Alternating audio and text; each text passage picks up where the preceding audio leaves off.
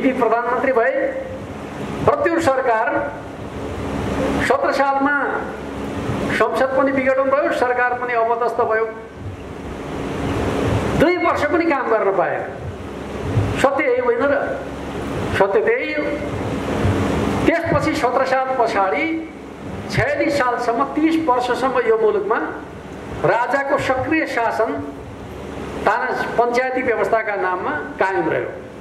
30 वर्षसम्म त नेपालका राजनीतिक दलहरूले भूमिगत रूपमा निर्वाचनमा बसेर चाहिँ पञ्चायतका विरुद्ध सङ्घर्ष गर्नु पर्यो।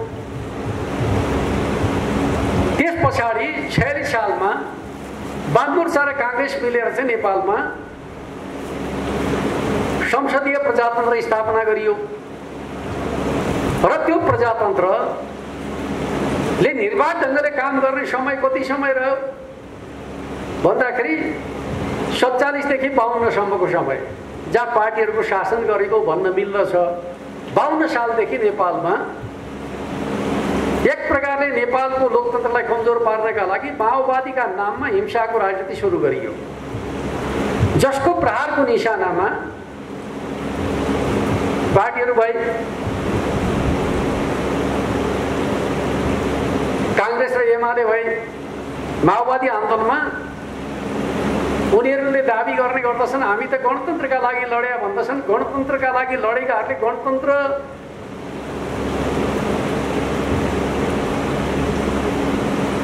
विरुद्धमा काम गर्ने राजावादीहरू र पञ्चहरूका विरुद्धमा कुनै एक्सन लिएको देख्नुभयो? माओवादीको 10 वर्षे सशस्त्र विद्रोहको समयमा राजावादीका विरुद्धमा, पूर्व पञ्चहरूका विरुद्धमा कुनै गतिविधि गरे त? कुनै घटना तपाईँ हामीले सुनेका छौँ त? कुनै घटना सुनेका छैनौँ। समग्र 10 वर्षको अवधिमा उनीहरूले कसलाई निशाना बनाए त भन्दाखेरि अब कि त राज्यका सेना र पुलिसलाई निशाना बनाए, राज्यसँगको लडाइँका हिसाबले हेर्ने भने, राजनीतिक रूपमा उनीहरूले कसलाई निशाना बनाए त भन्दाखेरि एमाले समर्थक र काङ्ग्रेस समर्थक नेता कार्यकर्ताहरूलाई निशाना बनाए र झन्डै झन्डै 80% भूभागमा माओवादीको कब्जा भन्ने परिस्थिति निर्माण भयो। त्यो परिस्थितिमा देशको विकास हुन सक्थ्यो सक्दैन थियो अनुमान गर्नु त? ज्यान जोगाउन जुलुम भएको अवस्थामा देश विकासको नेतृत्व हुन सक्दछ?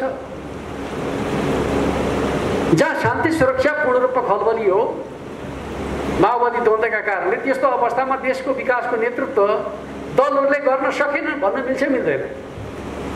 मिल्दैन। त्यसपछि हामीले 12 बुँदे सहमतिका माध्यमबाट माओवादीलाई समेत सामेल गरिकन 19 दिने जनआन्दोलन गरेर चाहिँ मुलुकमा राजाको सक्रिय शासनलाई घुँडा टेकाएर प्रतिनिधि सभालाई पुनर्स्थापित गरिसकेपछि शान्ति सम्झौता गर्यो।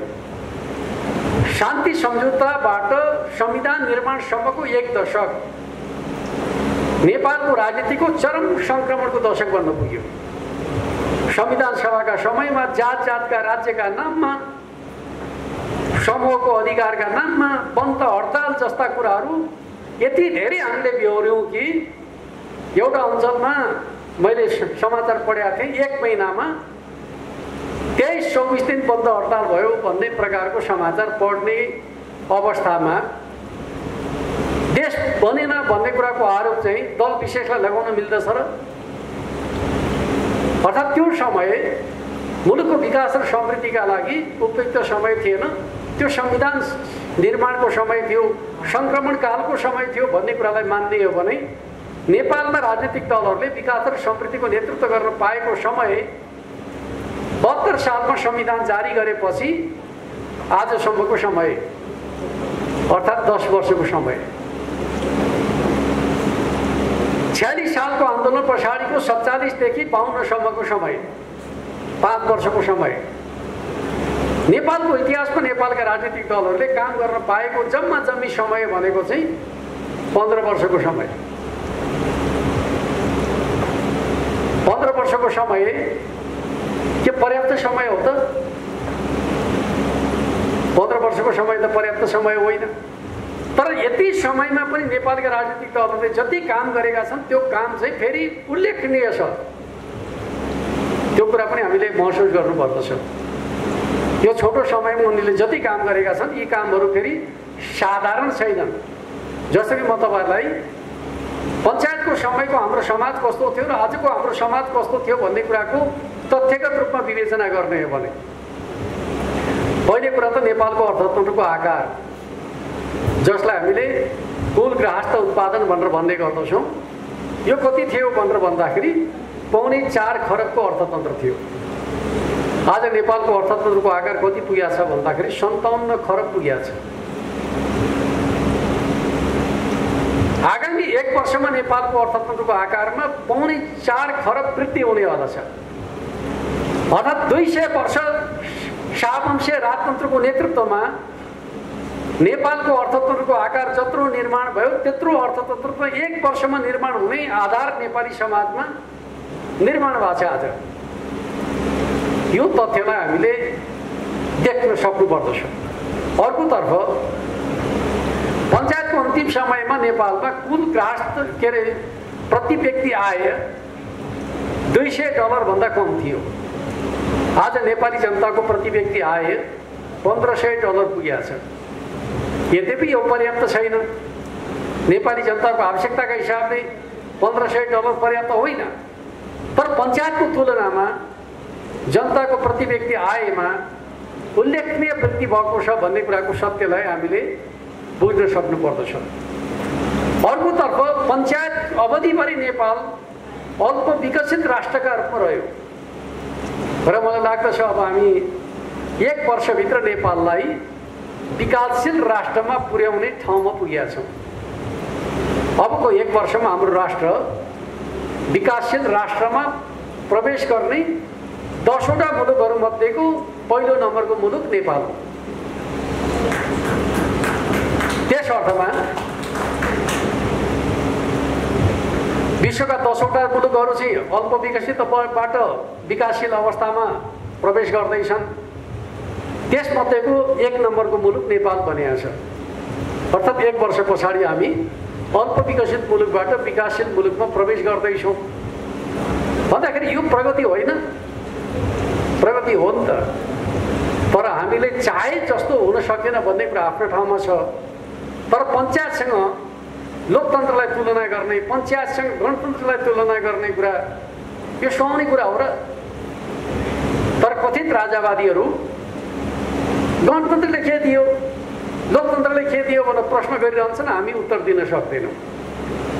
यो चाहिँ हाम्रो कमजोरी हो भन्ने कुरालाई हामीले बुझ्नुपर्दछ।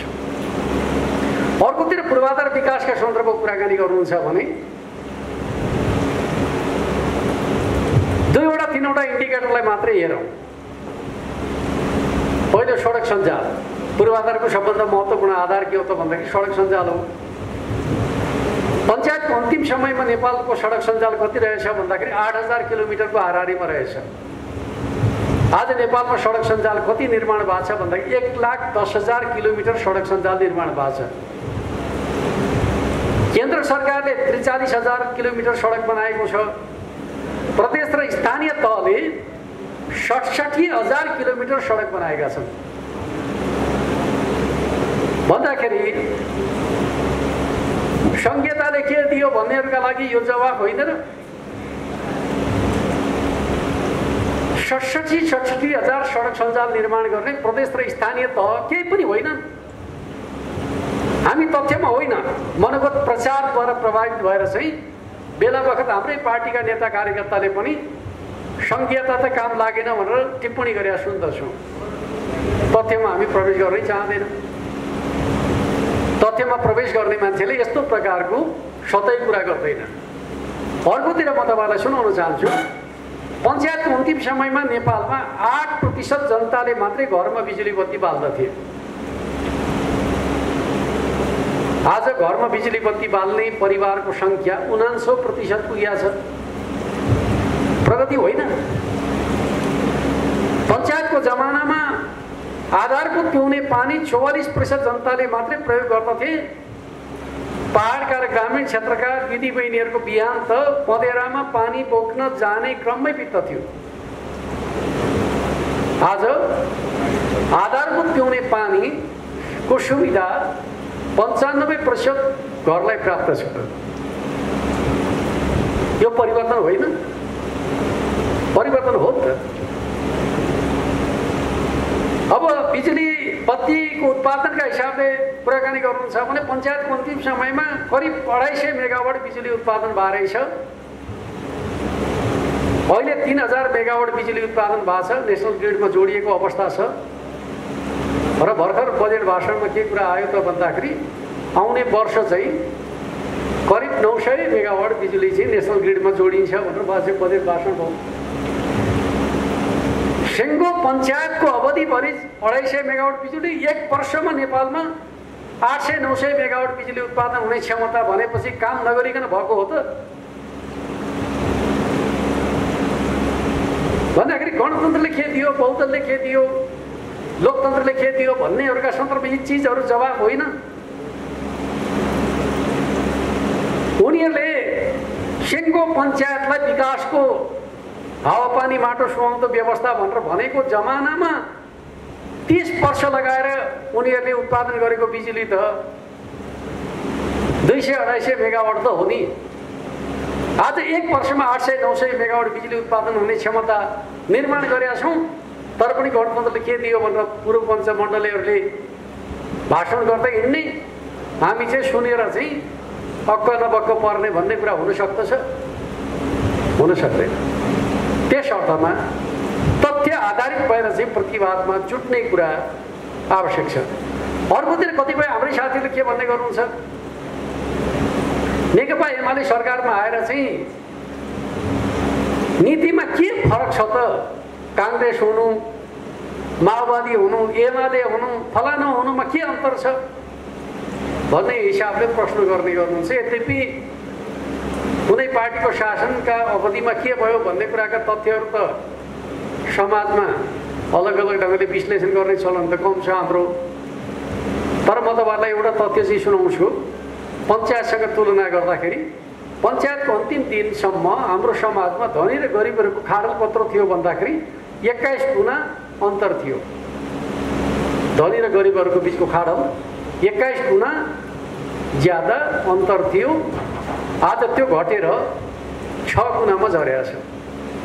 अर्थात् हाम्रो समाज समानतातर्फ अगाडि बढेको छ।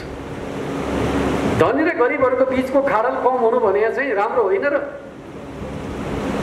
गरिबी घटेको छ र धनीहरूको सङ्ख्या पनि घटेको छ र मध्यम वर्ग विस्तार भएको छ नेपाली समाजमा। यो हो नेकपा एमाले सरकारमा रहँदाको सामाजिक चित्र भन्ने कुरा हामीले गर्न सक्दैनौँ र कम्युनिस्ट पार्टी हुँदाको अर्थ के हुँदो रहेछ भन्दाखेरि समाजमा समानता निर्माणको प्रक्रिया अगाडि बढ्दो रहेछ।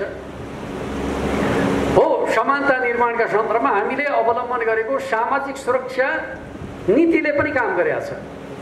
आम जनताको जीवनस्तर उठाउनका लागि हामीले अवलम्बन गरेको वृद्ध भत्ता,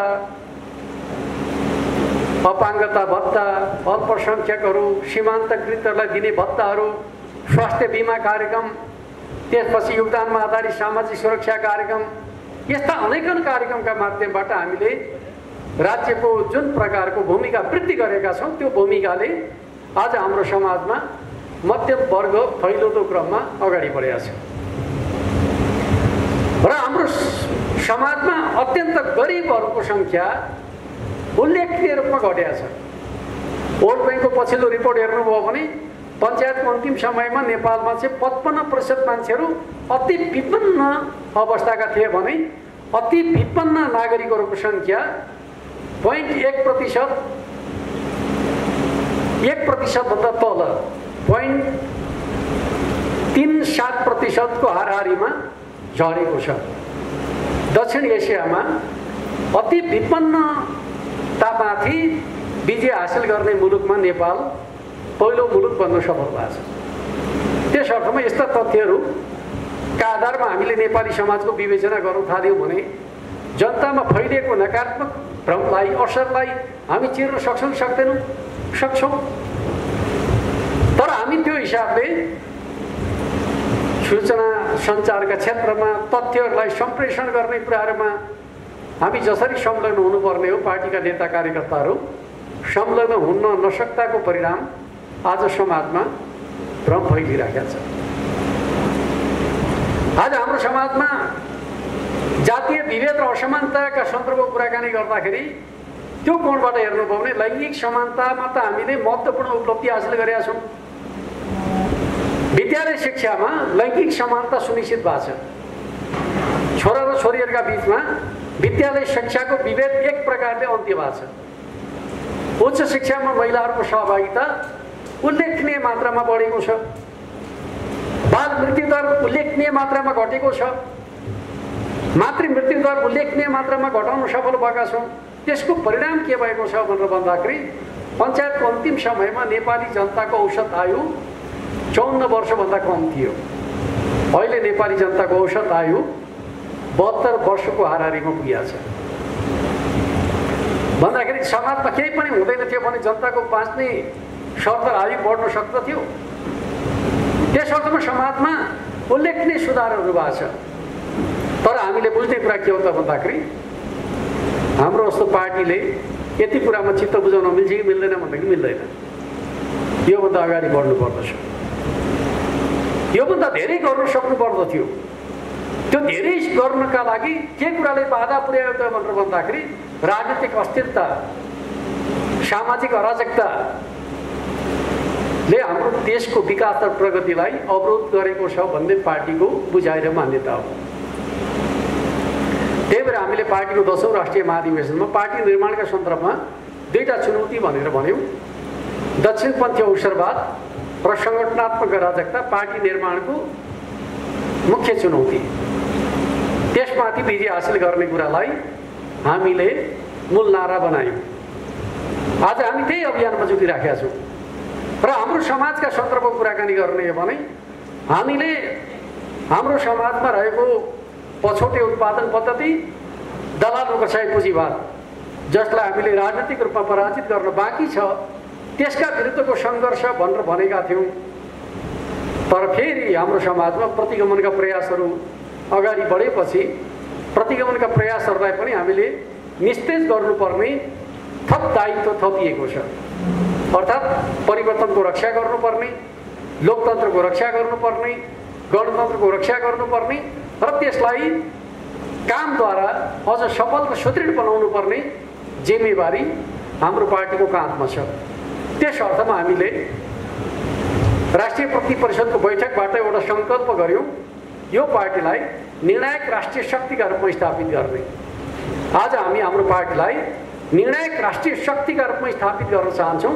त्यो भनेको के हो त भन्दाखेरि एमालेको नीति राष्ट्रको नीति बनाउन चाहन्छौँ। एमालेको नीति राष्ट्रको नीति त्यति बेला बन्दछ जति बेला आउने चुनावमा हामीले एमालेको बहुमतको सरकार बनाउन सक्दछौँ, केन्द्रमा, प्रदेशमा र स्थानीय तहमा। त्यो हिसाबले अब पार्टी पङ्क्ति तयार हुनुपर्दछ, अग्रसर हुनुपर्दछ। त्यो हिसाबले काममा जुट्नु पर्दछ। तर म तपाईँलाई अन्त्यमा के भन्न चाहन्छु त भन्दाखेरि हाम्रो मिसन 84 सफल पार्ने हो भने प्रचारको क्षेत्रमा हाम्रो प्रभावकारी उपस्थिति अनिवार्य छ। यदि हामीले प्रचारको क्षेत्रमा आफ्नो सामर्थ्य वृद्धि गर्न सकेनौँ भने हाम्रा नीतिहरू जतिसुकै सही भए पनि, हाम्रो नेतृत्व जतिसुकै सक्षम र इमानदार भए पनि